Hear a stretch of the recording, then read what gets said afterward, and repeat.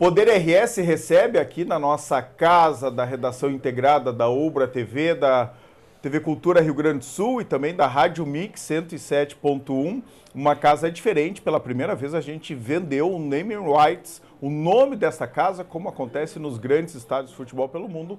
Não por acaso, vendemos para a Barenbrug, que é a maior empresa de forrageiras e a maior sementeira do mundo, com sede na Holanda. Claro que ela tem um parceiro gaúcho, a empresa do Agro de Encantado. Agora eu tenho a felicidade de receber aqui o secretário de Comunicação, Caio Tomazelli, que acaba de assumir esse posto tão importante, não só para o governo, né, para o estado do Rio Grande do Sul. Prazer em te ter aqui.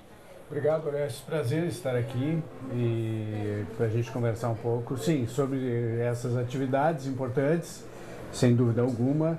E, enfim, falar sobre Expo Inter, falar sobre os assuntos que tu interessar, julgar interessante aqui para os teus... Eu quero começar lhe apresentando um pouco, porque o senhor sempre foi, nos últimos tempos, especialmente mais um homem de governo, mas de bastidores. Coordenou a campanha, né, do governador Eduardo Leite, esteve sempre como seu assessor especial no primeiro mandato, esteve sempre próximo, é formado em marketing, aliás, tem mestrado em marketing, mas tem, na verdade, uma formação multidisciplinar.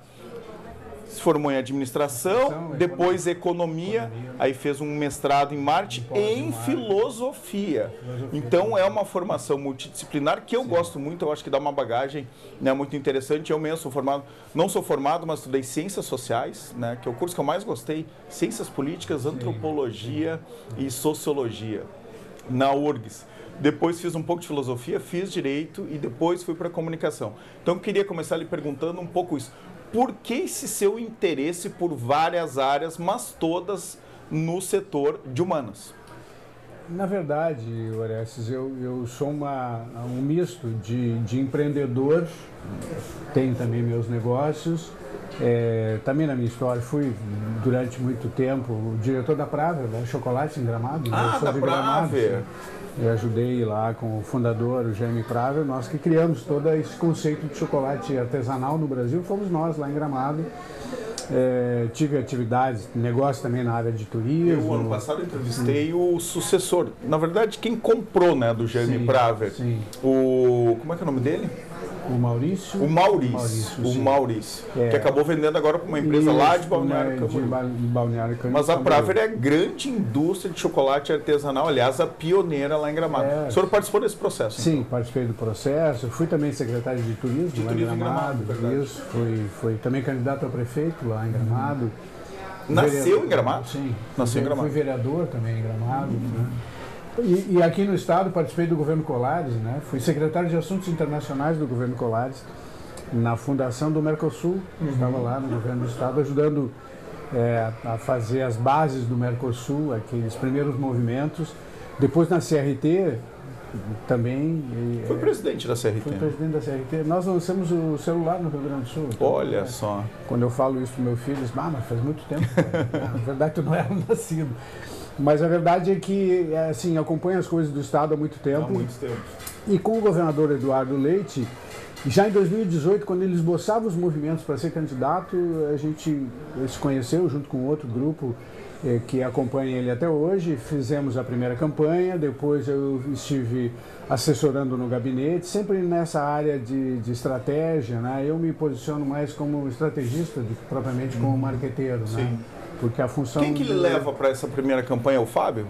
O Fábio é o cara o Fábio Bernardi, que coordena toda essa área, né? De onde que o senhor conhece o Fábio? Conheço o Fábio também de lá de trás, dados os movimentos da Polo RS, né? Da Agência de Desenvolvimento. Sim. E a gente, lá na época, eu ajudei a fazer algumas coisas junto com o Zé César Martins. E conheci o Fábio, desde então a gente tem um relacionamento, uma amizade. E fizemos várias coisas já juntos, então... eu nessa área de estratégia também tenho alguns livros publicados, um sobre estratégia. Né? Tem 5 livros publicados, todos estratégia e marketing. Estratégia, marketing, economia, política. Né? E o meu mestrado é em filosofia política também. Então, eu realmente, né, eu sou economista também. Mas é um interesse múltiplo. Por que esse interesse múltiplo? De quem se interessa por gente? E de quem se interessa por descobrir de onde vêm as coisas e como as coisas funcionam. Porque o que acontece, né? Eu costumo dizer que tu vai investigando, tu vai estudando, vai investigando, vai aprendendo. E eu parei na filosofia, que eu costumo dizer que é o meu oráculo, a filosofia. A filosofia é a fonte de todo saber, de água limpa do saber. É a fonte onde a água realmente é ali que você busca. E é na filosofia, quando eu me aperto, que eu vou buscar os conceitos estratégicos que me ajudam a resolver problemas. Né? Eu gosto muito de citar Popper. A vida é resolver problemas. Isso. Né? A gente passa a vida inteira tentando evoluir e resolver problemas. E nesse sentido, eu tenho então fontes alternativas para buscar soluções. Como também conheço muito de marketing, de comunicação, né? As coisas acabam se juntando e agora, nesse momento, quando a Tânia, nossa amiga Tânia, saiu da SECOM, o governador me convidou e casou esse momento de profunda mudança, né? Porque nós, depois do que aconteceu conosco aqui, Orestes, nós já não seremos os mesmos, né? A gente está fazendo agora uma inflexão para reconstruir o Rio Grande. Temos lá no governo o Plano Rio Grande, que é a grande espinha dorsal da reconstrução, que é a nova estratégia do governo. Né? E a minha chegada na SECOM coincide com todo esse movimento e a SECOM então passa agora a ter um foco muito definido, um posicionamento muito claro de fazer a reconstrução, a transformação do Rio Grande, porque nós precisamos aproveitar esse momento, que é um momento difícil, de tragédia para muita gente, mas que tem muitas oportunidades que estão surgindo. Né? A água mexeu a terra. Como nunca havia mexido. Como nunca havia mexido. E dessa terra vão surgir muitas mudanças, oportunidades, transformações que nós precisamos entender. E o governo assume corajosamente, eu diria, o governador Eduardo Leite, a missão de reconstruir o Estado. O governo então se debruça nesse plano. E esse plano, como já foi dito, é um plano Marshall, é um plano que repensa o Rio Grande. Tudo que se fazia antes, agora se desenha de outra maneira. Toda ação de governo, o plano de governo tem que revisitar o plano Rio Grande. Assim como as empresas, assim como as entidades, precisam olhar para o plano Rio Grande e referenciar seus planos de negócio, porque é aqui que a gente vai dar a nova direção para o nosso Estado. E esse é um momento, então, crucial para o Estado, para a sociedade e, obviamente, para a SECOM, porque a SECOM tem que comunicar isso. Claro. As pessoas, a gente precisa dizer e as pessoas precisam entender o que a gente está fazendo. Ninguém sabe ainda, tá, secretário? Então está muito no começo esse processo. Exatamente. Antes de entrar nesse detalhe, eu quero puxar isso do senhor ser um resolvedor de problemas, né? Eu me identifico um pouco com isso, porque eu sempre fui chamado para esses desafios assim grandes. Por quê? Porque o Ores resolve problemas. Isso. E a gente só resolve problemas se tu tem uma base intelectual multidisciplinar. Sim. Porque ninguém resolve problemas sozinho. Sim. E aí, assim, pelo pouco que eu te acompanho na trajetória nos últimos anos, lá desde a campanha, enfim, dentro do governo, tu sempre é aquele... Tem um grande problema, chama o Caio, né? E aí tu tem uma característica que poderia ser mais singular de trabalhar. Sim. Chama o Caio que ele resolve. Quando te chamam, tu junta um time. Por que tu faz isso? E aí eu vou um pouco lá para o meu livro, inclusive, que eu uso algumas figuras de linguagem que até eu trouxe para o governo, né? Por exemplo, tem uma que é o seguinte: a gente tem que saber olhar a árvore e a floresta, mas não uma depois da outra. O governador usa muito essa frase. Não uma depois da outra, juntas. Tu tem que entender, porque se tu não te localiza na floresta, tu não sabe o que é aquela árvore e como ela se relaciona. É um ecossistema. As ideias são um ecossistema. As pessoas fazem parte de um ecossistema. E resolver problemas é entender como é que a gente relaciona as questões. Como é que tu busca, formar uma equipe, ter uma equipe, e essa equipe tem que estar alinhada estrategicamente para entender e buscar soluções. E é verdade, Lourenço, tu entendeu muito bem a minha trajetória. É assim também, era assim lá em Gramado também. A gente trabalhou em muitos projetos, né, para fazer de Gramado o que Gramado é hoje, em equipe. E eu participei de muitos, né? Qual era o prefeito na época? Foram vários prefeitos, mas vou citar dois três, que são os mais longevos, né? Pedro Bertolucci, Claro. Nelson Dinibir, que eu fui secretário de turismo, e Nestor Tissot, que Sim. está agora lá, que são os três prefeitos. Então, muito Todo mundo dessa acha que Gramado, que turismo, sempre existiu turismo em Não, Gramado. não. E eu costumo dizer, quem criou o turismo em Gramado foi o Pedro Bertolucci, né? Aliás, com muita dificuldade, porque a população não entendeu no Não, primeiro a gente momento. teve que fazer muitas. A gente criou lá, numa época, uma comissão chamada Gramado Mais 50 Anos, que reuniu todas as entidades durante um ano e formou um projeto olhando para 50 anos. Imagina. Eu coordenei essa comissão, o Pedro era o prefeito. Então tu vê que a gente, essas coisas. Então muito do que eu sou também aprendi fazendo em Gramado. Sim, e também exercitando. multipartidário. Sempre, público e privado, que é outra coisa. Não se faz nada sem entender que a gente tem o público e o privado trabalhando juntos. Né? Então essa é a receita. E sim, e tu disse bem, definiu bem. Tem pessoas que são mais dedicadas a resolver problemas e eu acho que nós dois estamos nessa linha. É verdade. Vamos lá, então. O grande problema do Rio Grande do Sul foram as enchentes de maio. E aí o governo do estado, que é um pouco a característica do governador Eduardo Leite. Sim, ele já que fez outro resolvedor também. Outro resolvedor de problemas. Sim. E mais, ele entende a complexidade das pessoas, do mundo onde ele está. Sim. E não tem preconceito nenhum, no sentido literal da palavra mesmo, né? Sim. Ele não tem ideias prontas sobre nada. Lá na pandemia, ele monta um comitê científico. E agora... Que não existia. Que não existia também. Que a gente colaborou também, que eu estava junto lá. Com certeza. Aquele modelo de distanciamento controlado foi o primeiro modelo que conversava com a pandemia no Brasil e no mundo. Não, daquela forma nasceu aqui no Rio Grande do Sul. Sim. E aí, muito uma característica do governador que também atua, de não ser personalista, é de chamar quem entende do assunto, claro, coordenar, dar linha, mas ouvir muito e colocar um plano em ação. Agora, me parece, de fora, que está acontecendo isso de novo. Todo mundo ficou atordoado depois das enchentes de maio. Todas as nossas crenças, elas foram água abaixo, literalmente. Mas o único grande movimento de pensar o futuro, e não estou falando porque estou na tua presença, tenho dito isso aqui no Poder RS, tem sido sim do governo do estado, que monta outro comitê científico com quem entende do assunto, multidisciplinar, e começa a fazer isso de uma forma muito discreta, inclusive. E agora nós vamos para o plano de ação. O senhor chega num momento que tem que mostrar isso para a população. Qual é a sua estratégia de comunicação? O Plano Rio Grande, para a gente entender, ele tem um comitê gestor, ele tem um comitê científico e ele tem um conselho do plano. O comitê gestor é o governador gerindo, né? O comitê científico é um grupo de cientistas que vão avaliar, orientar, sugerir projetos. Ou vão avaliar projetos que já existiam. A gente tinha um plano de gestão de bacias. Ele vai para o comitê científico agora, porque o comitê científico vai dizer, esse plano ainda é válido. O que ele tem que mudar? O sistema de proteção de Nova Santa Rita estava pronto. Vale ainda? Vale ainda. A gente tem que passar o governo por dentro do Plano Rio Grande. Mas não é só o governo. Todas as empresas, cada empresa, cada pessoa vai ter que ter o seu, entre aspas, Plano Rio Grande.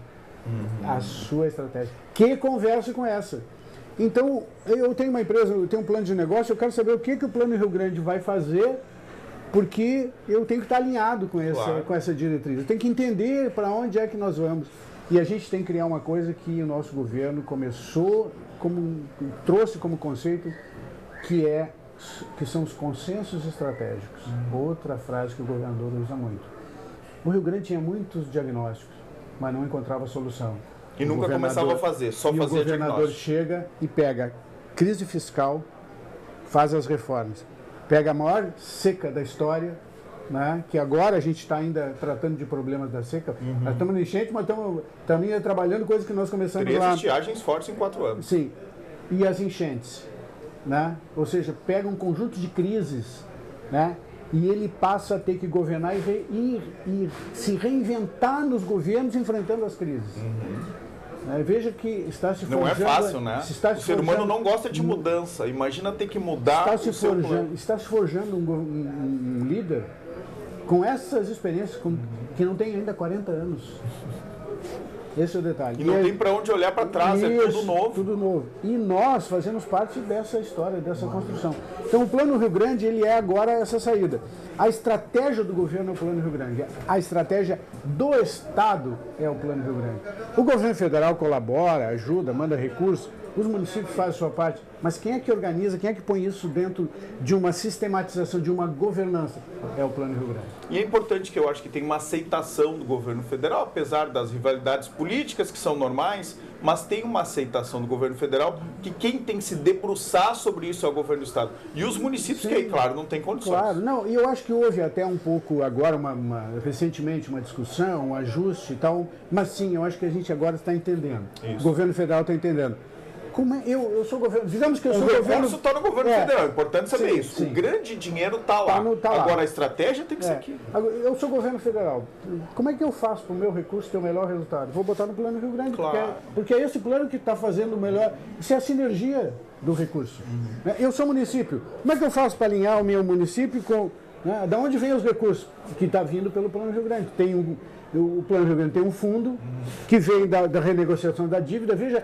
Todas essas coisas estão concentradas e passam.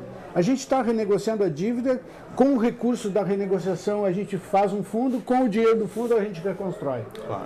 Os projetos vêm do município, vêm da iniciativa privada, o conselho fala com a sociedade, que é coordenado pelo vice-governador, e traz a sociedade para dentro, para discutir e para contribuir. O comitê científico analisa e define, não, esse é o caminho, mais para cá, mais para lá.